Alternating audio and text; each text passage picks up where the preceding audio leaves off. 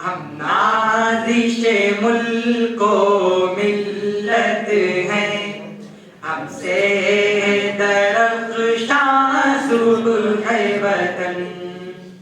سعد اعظمی کو دعوت دیتے ہیں کہ وہ آئیں اور اپنا مقالہ پیش کریں۔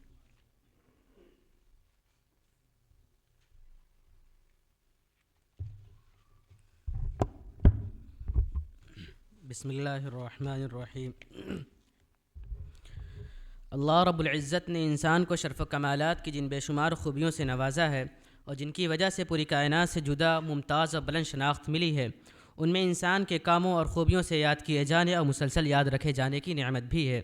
زندگی خواہ چند روزہ ہو یا عمر دراز کا عنوان لیے ہو، یہ اصلاً انسان کے جائے قرار سے ہجرت کے عبوری دور میں خدائی کاموں کو کمال صدق و امانت سے ادا کرنے کا نام ہے۔ محترم سامعین، دبستان شبلی میں بہت سی قابل قدر شخصیات نے نمایاں مقام حاصل کیا اور اپنے نام نیک کو آب زر سے لکھوایا۔ انہی میں سے ایک نام محتمم دارالعلوم ندوۃ العلماء حضرت مولانا ڈاکٹر سید الرحمن صاحب اعظمی ندوی کا بھی ہے۔ یہ میری خدمہ نصیبی ہے کہ میں نے آپ سے براہ راست کوئی افادیت حاصل نہیں کی، لیکن آپ کے ایک شاگرد خاص حضرت مولانا ڈاکٹر محمد فرمان ندوی صاحب کے سامنے زانوِ تلمس طے کرنے کا موقع ملا۔ بقول مولانا فرمان ندوی صاحب، حضرت مولانا کی ذات ایک ایسی ہشت پہل ہے کہ بیک وقت آپ کامیاب استاذ، کہنہ خطیب، مشہور صحافی، مایہ ناز و صاحب نظم، عالم، ہر دل عزیز مصنف، ماہر ادیب اور صاحب دل داعی ہیں۔ محترم سامعین، مبدع فیاض نے آپ کو گوناگو صلاحیات سے نوازا ہے، یہی وجہ ہے کہ ہر میدان میں آپ کے شب قلم نے گلکاریاں کی ہیں۔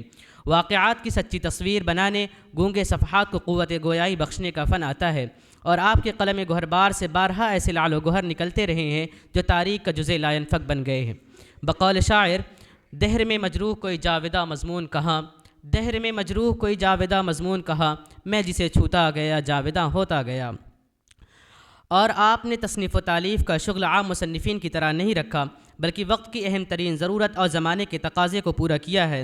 اسی کے پیش نظر مولانا نے ساعۃ مع العارفین کی تصنیف کی، کیونکہ یہ بات اظہر من الشمس ہے کہ صحبتوں سے لوگ بنتے بگڑتے ہیں، کیونکہ اللہ نے انسان کے مزاج میں ایک دوسرے کے اخلاق و رجحانات سے استفادہ کرنے کی صفت رکھی ہے۔ صحبت صالح ترا صالح کند، صحبت طالح ترا طالح کند۔ اچھے لوگوں کی تلاش اور ان کی صحبت اختیار کرنے کی سمجھ ہر انسان میں ہونی چاہیے، اور اگر وہ نہ ملے تو ان کے واقعات سے فائدہ حاصل کرنا چاہیے، کیونکہ کتابیں ایک حد تک بدل ہو جاتی ہیں اور ان کو پڑھ کر یہ محسوس ہوتا ہے کہ بچشم خود ان کی تمام تر صفات کا مشاہدہ کر رہے ہیں۔ بقول مرشد الامت حضرت مولانا رابع حسن ندوی رحمۃ اللہ علیہ، بزرگ شخصیتوں اور حسن عمل کے حامل افراد کے تذکرے بھی بڑی افادیت کے حامل ہوتے ہیں۔ سرور علم ہے کیف شراب سے بہتر، سرور علم ہے کیف شراب سے بہتر، کوئی رفیق نہیں ہے کتاب سے بہتر۔ یہی وہ بنیادی ضرورت تھی جس کے پیش نظر یہ کتاب حضرت مولانا نے تصنیف کی۔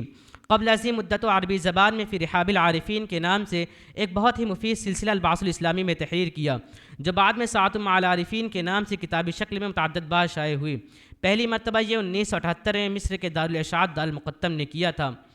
آج کے مادیت زدہ دور میں ان ربانی شخصیات کا مختصر سوانح خاکہ کسی ابر بارہ سے کم نہیں۔ اس کتاب کے دو ابواب ہیں، ایک عالم عربی پر تو دوسرا بر صغیر کی شخصیات پر، اور حضرت مولانا نے مادی کثافتوں سے جو دلوں پر غبار جم گیا تھا ان کا ازالہ کرنے کے لیے ایسی ایسی پند و نصائح سے پر باتیں لکھی ہیں جو اپنی مثال آپ ہیں۔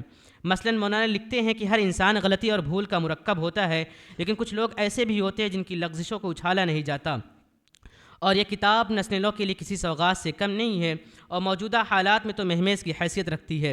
اس نایاب کتاب کا ترجمہ تذکرہ اہل دل کے نام سے حضرت مولانا مطیع الرحمن صاحب عوف ندوی نے کیا ہے، جو کہ بر صغیر کی عظیم شخصیات پر مشتمل ہے، مثلاً جنید بغدادی رحمۃ اللہ علیہ، شاہ عبدالعزیز محدث دہلوی رحمۃ اللہ علیہ، شاہ ولی اللہ محدث دہلوی رحمۃ اللہ علیہ، اور سید احمد شہید رحمۃ اللہ علیہ۔